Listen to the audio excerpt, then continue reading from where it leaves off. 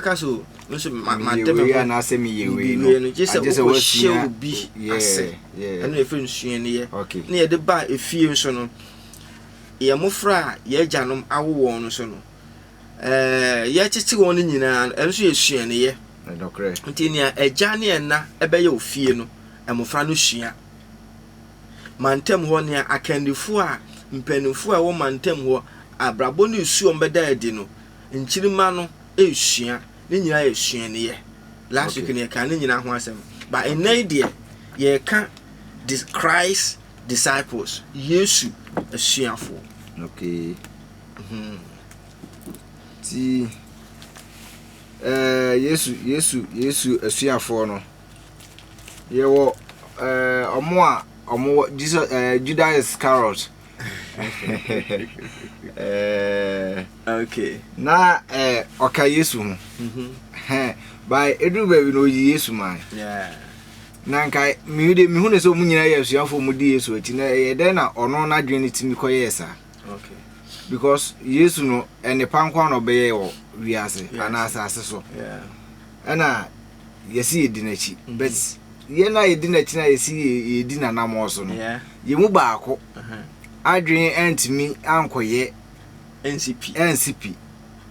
But I say, Eddie can say, as I say, is a nay I can't use a share for.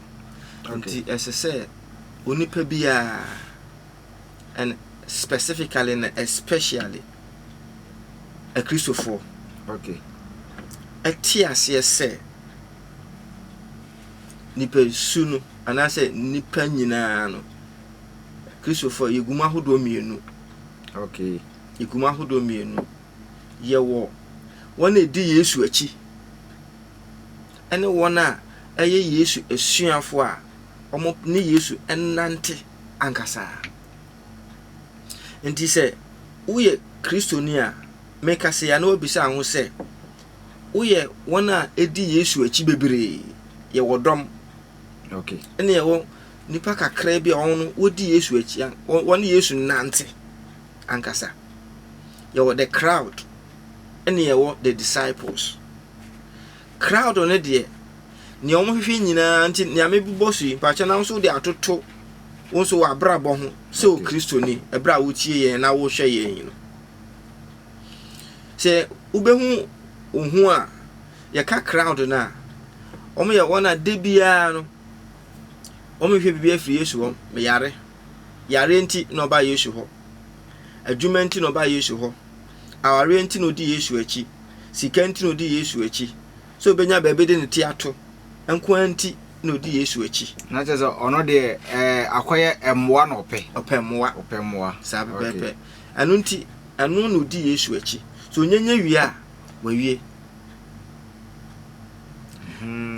onya anu wi a wawie ana yewo wona eye asuafo Yesu asuafo ne de enye sika awade baby odin ti beto enti eno di Yesu achi na emom no so ne Yesu benya yonkofa ne Yesu akire no Kristosum ahennie no mu ahintasem abrabo no mu nsem daachi mu nsem enuma ebeba enne ebesisi so no ankasa enye no pe demo nia Yesu pe no obeye anu ne yefe no suaniye Yesu suani.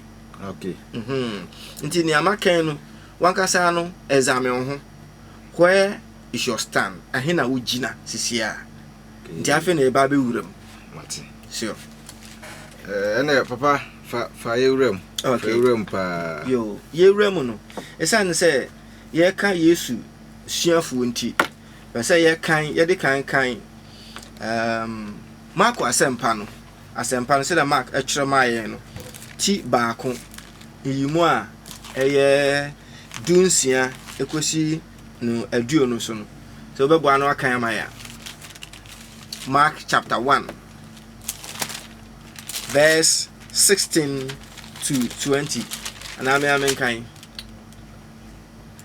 papa what be akan mama okay wo asempanse na Mark twere mai mpacho wo a utie yen no wadawma bio bible na ya adesua ɛnyɛ preaching just yɛsua adeɛ nti na yɛde aba fam kwa yɛtɔ yɛbo ase na yɛtumi akyerɛkyerɛ mu na ɛne wakasa yɛnti no fa Bible no mekan na nso wodi akyire wɔ Marko asɛmpa no ti baako nyimu a yɛdu nsia ɛde ba no aduo so no yɛkan asante twi no atifi asɛ no sɛ Yesu frɛ asuafo a wodi kan yɛntie ne yɛpa Yesu frɛ asuafo a wodi kan na timi sɛ ebi bɛsan aba nti ɔfrɛ wɔn edi kan no ɛnyɛ no ano no ebi bɛsan aba ɔsɛ na ɔnenam Galilea po ho no ohun Simon ne nua Andra sɛ ɔregu asɛw ɛpo no mu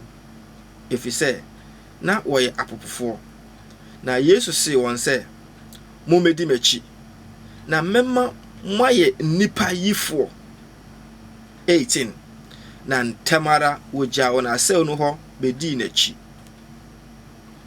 na ofiri hɔ kɔɔ n'anim kakra no ohun Sebedio ba Yakobo ne nua Yohane sɛ wɔn nso wɔ kodoɔ mu retetɛ wɔn asɛw mu aduo no na ntamara ɔfrɛ wɔn na wogya wɔn agya